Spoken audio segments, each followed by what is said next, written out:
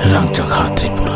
हाल ही में टिप्रासा फिल्म टिप्रासा के नाम पे एक फिल्म की ट्रेलर रिलीज हुआ है।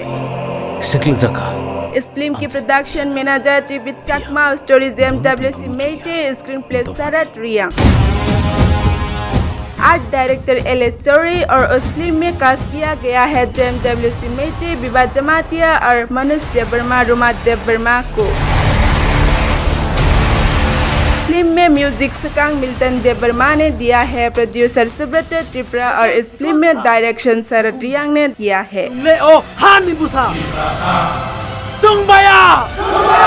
खबर के मुताबिक जाना गया है कॉकब्रोक फ्यूचर फिल्म टिप्रासा कॉकब्रोक के अलावा हिंदी में भी वॉइस डबिंग करके अलग अलग राज्यों में भी दिखाया जाएगा।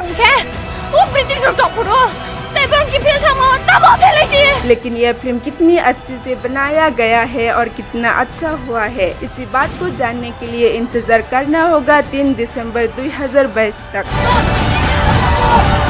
और टिप्रासा फिल्म को MG प्रोडक्शन ने प्रोडक्शन किया है।